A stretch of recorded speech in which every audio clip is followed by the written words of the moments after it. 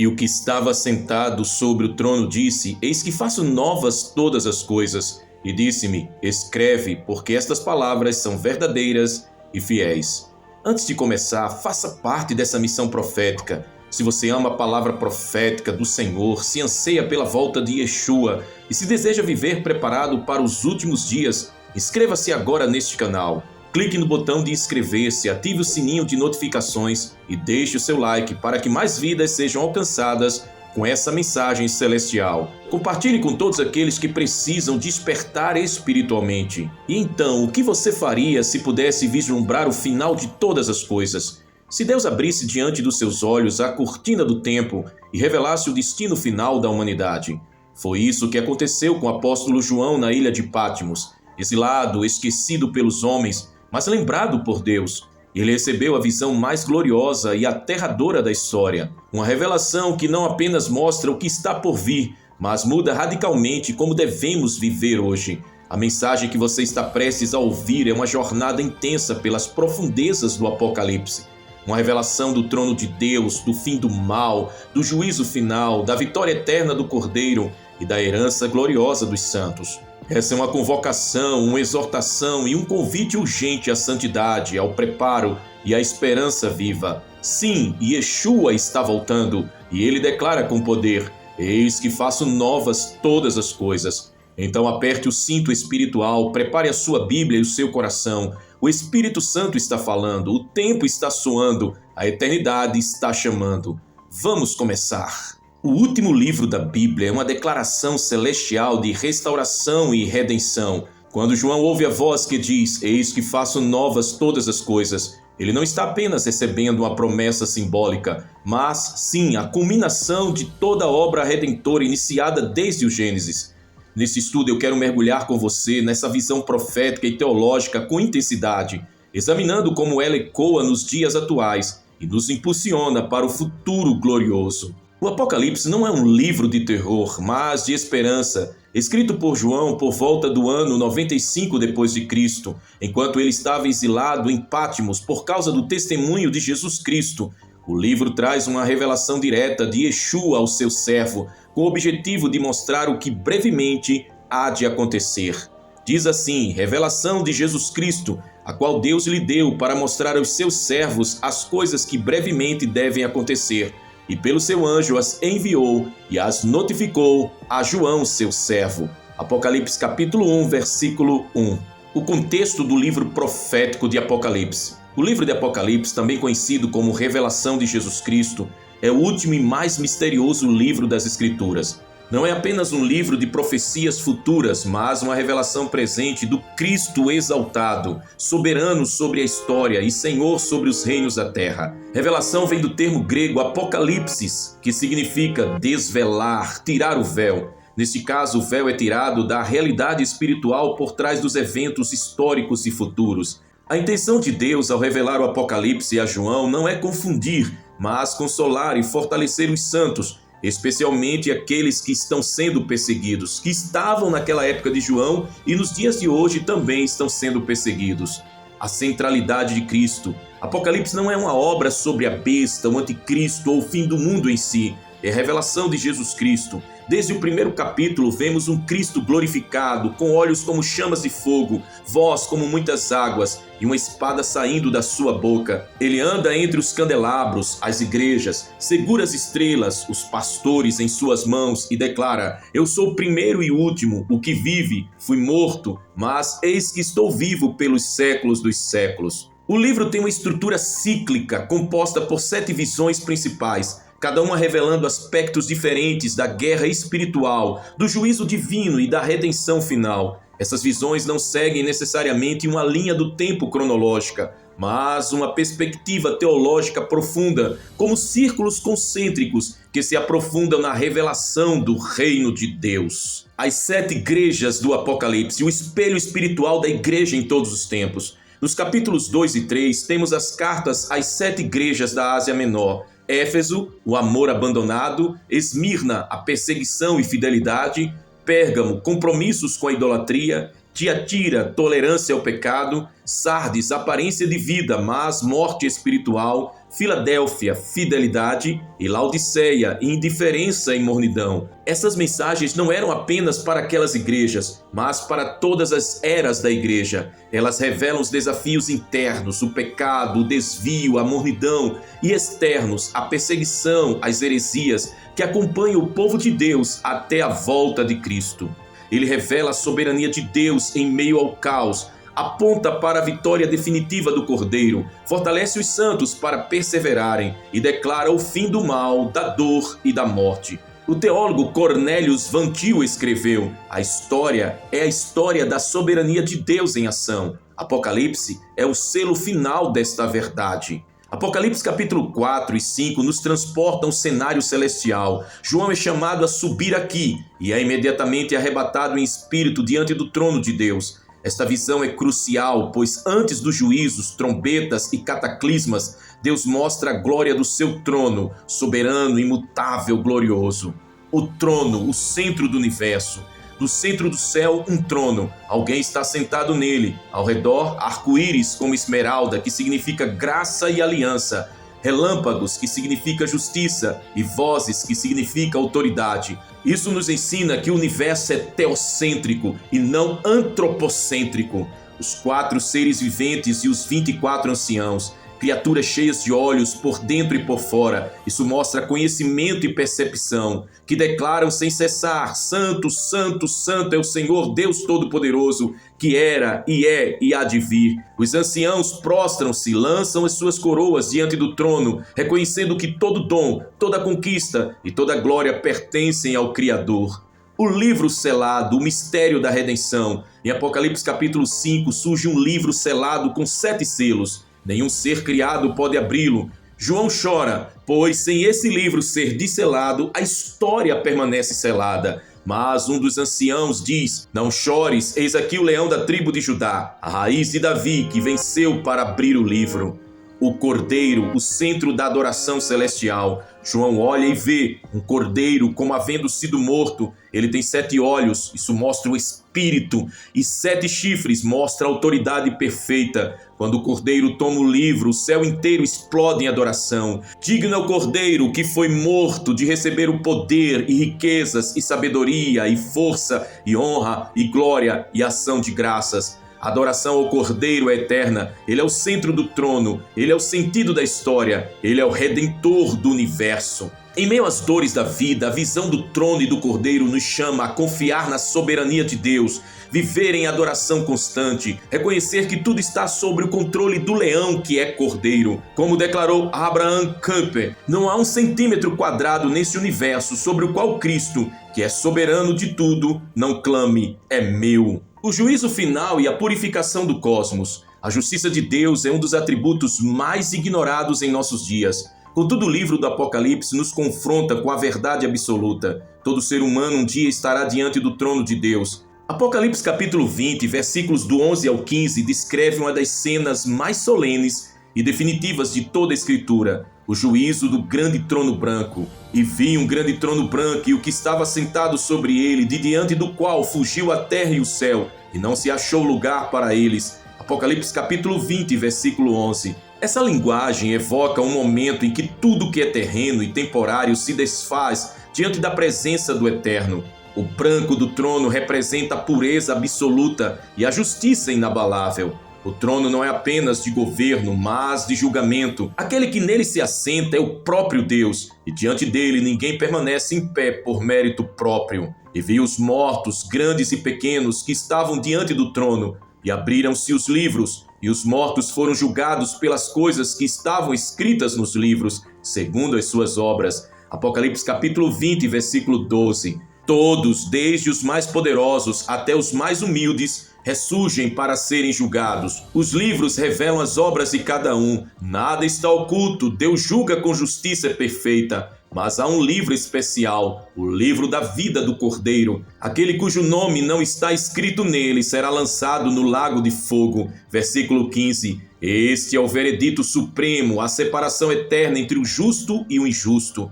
Além do juízo pessoal, há um juízo cósmico. A morte e o inferno foram lançados no lago de fogo. Apocalipse capítulo 20, versículo 14. Essa linguagem simbólica representa o fim definitivo do império da morte e do domínio do pecado. O mal não será apenas controlado, mas destruído. Como escreveu o teólogo John Stott, o amor de Deus sem sua justiça é sentimentalismo. A cruz e o juízo final são as provas de que Deus leva o pecado a sério. O juízo é certo, universal e irrevogável. A salvação não é por obras, mas pela fé em Cristo, conforme podemos ver em Efésios capítulo 2, versículos 8 e 9. Embora as obras testifiquem dessa fé genuína, é tempo de pregar a verdade do arrependimento e da graça. Este capítulo do livro de Apocalipse finaliza a era presente e prepara o cenário para a revelação da nova criação.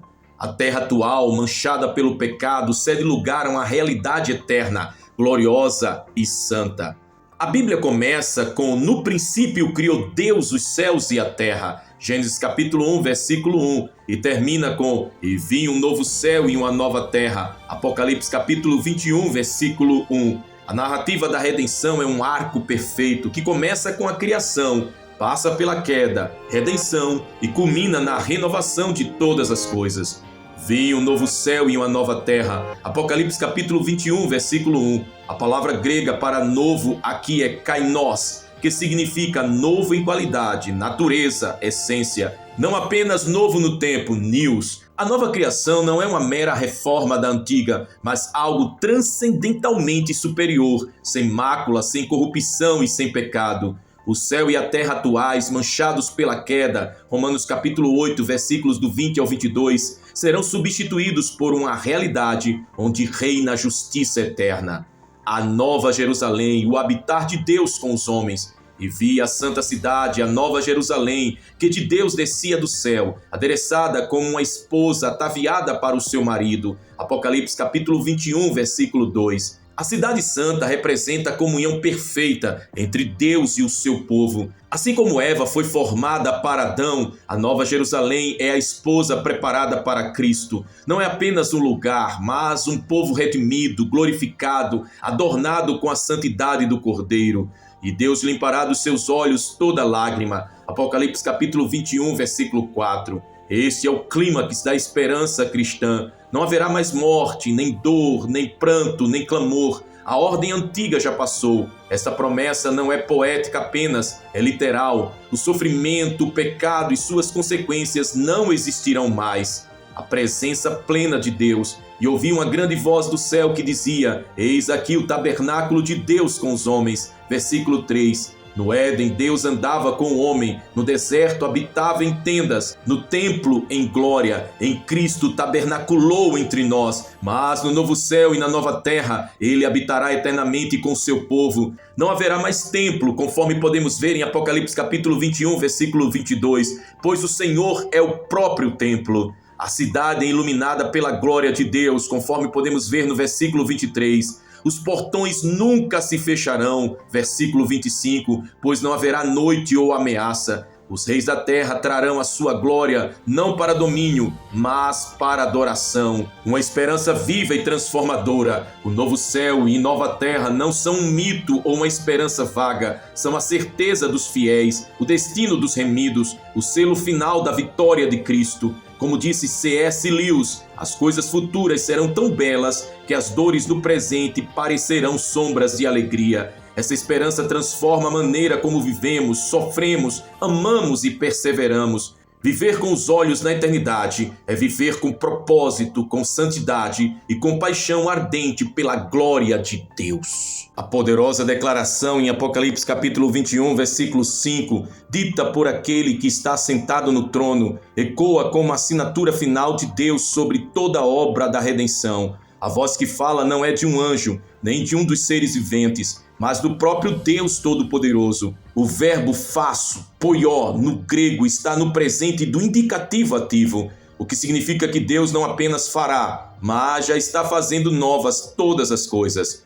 Esta afirmação revela a continuidade entre o que Deus iniciou na criação, em Gênesis capítulo 1, redimiu na cruz, João capítulo 19, versículo 30, e consumará na eternidade. Apocalipse capítulo 21, versículo 6. Trata-se da restauração plena de todas as coisas, do cosmos, da humanidade, do governo, da adoração e da vida. A nova criação não é uma ilusão, mas uma realidade vindoura. A criação, uma vez sujeita à corrupção por causa do pecado, conforme Romanos capítulo 8, versículos 20 e 21, agora é restaurada com uma glória que excede a primeira. João vê e ouve. Ele é testemunha ocular e auditiva de uma realidade eterna que rompe o véu do tempo.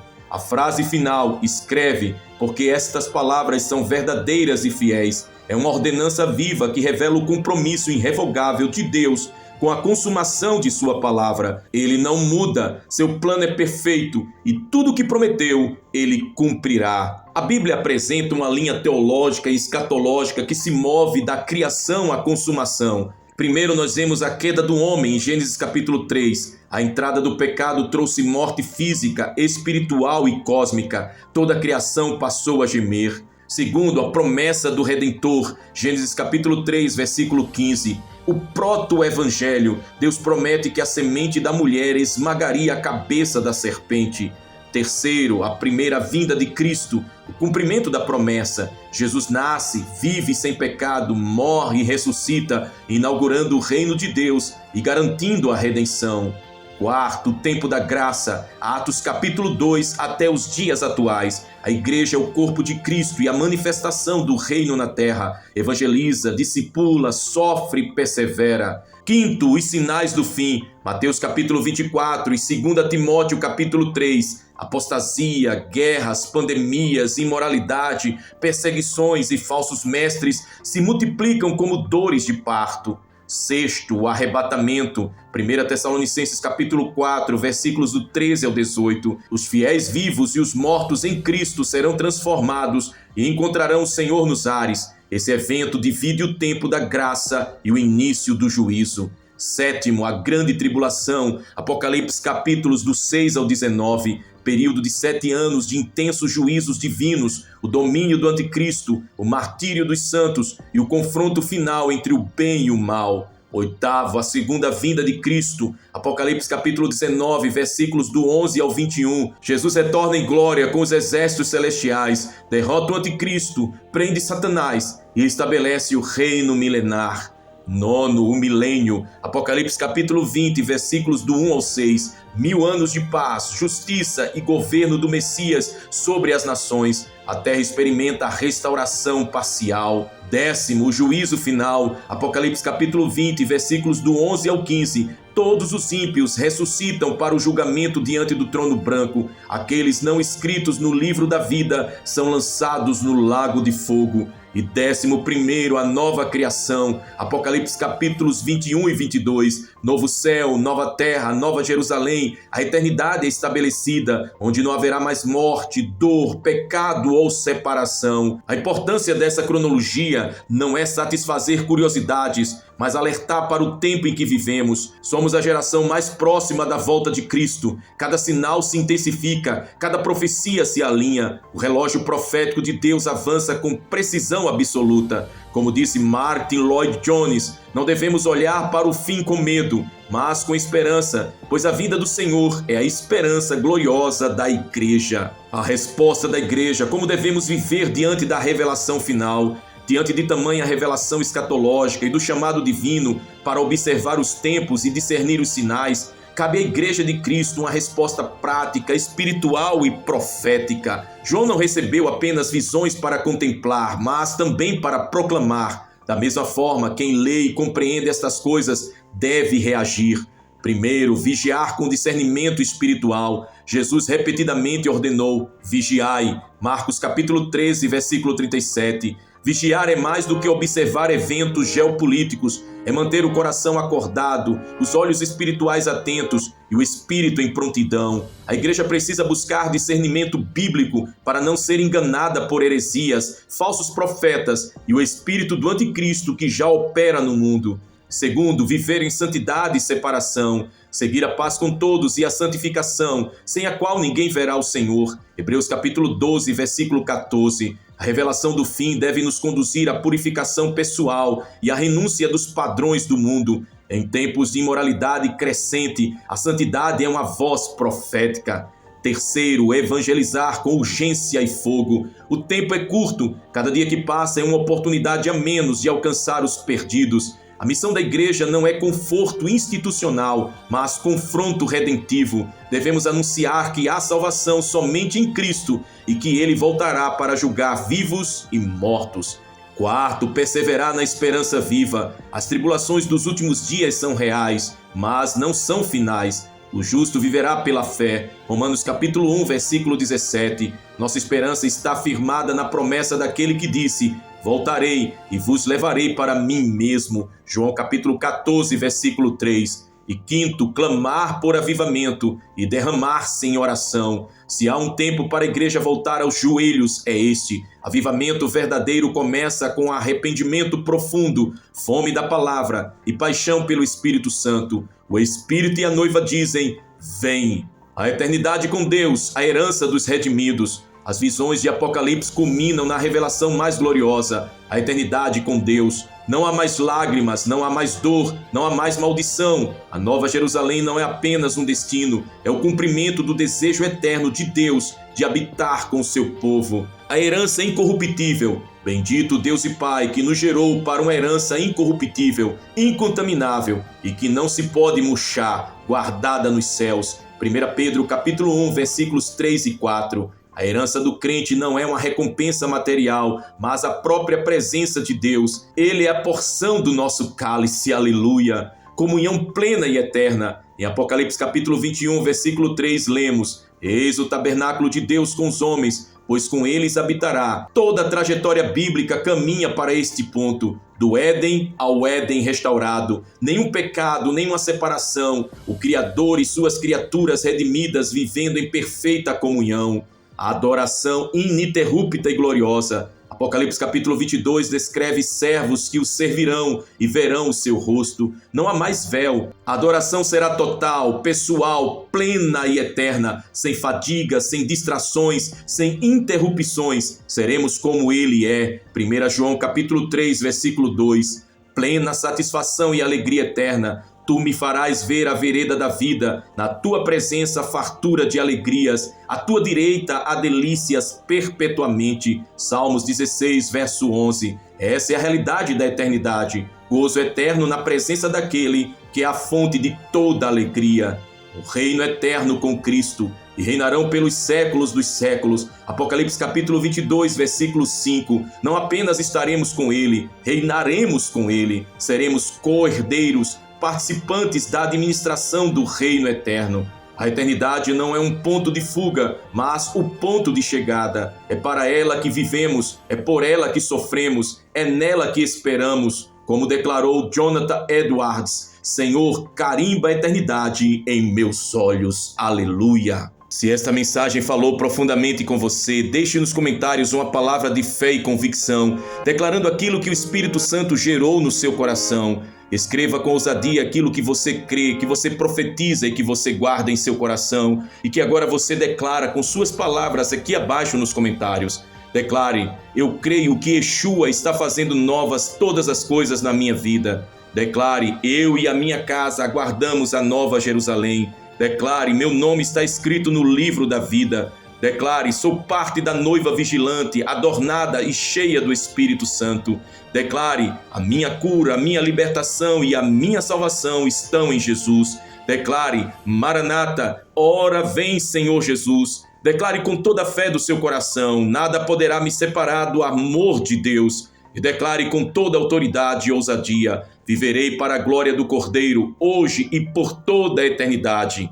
Escreva sua frase, compartilhe a sua fé e fortaleça a fé de outros irmãos. E não se esqueça, mais uma vez, se inscreva aqui abaixo no nosso canal, ative o sininho das notificações para não perder nenhuma palavra profética e compartilhe este vídeo com o maior número possível de pessoas. Alguém precisa ouvir esta mensagem antes que o tempo se encerre. E que o Deus de paz, que pelo sangue da aliança eterna tornou a trazer dentre os mortos o nosso Senhor Yeshua, o grande pastor das ovelhas, vos aperfeiçoe em toda boa obra, para fazerdes a sua vontade, operando em vós o que é agradável diante dele, por Cristo Yeshua, a qual seja a glória para todos sempre. Amém. Hebreus capítulo 13, versículos 20 e 21. A graça do Senhor Jesus Cristo seja com todos vós, hoje e para todos sempre. Amém. Maranata. Amém. Aleluia. Glória ao Cordeiro.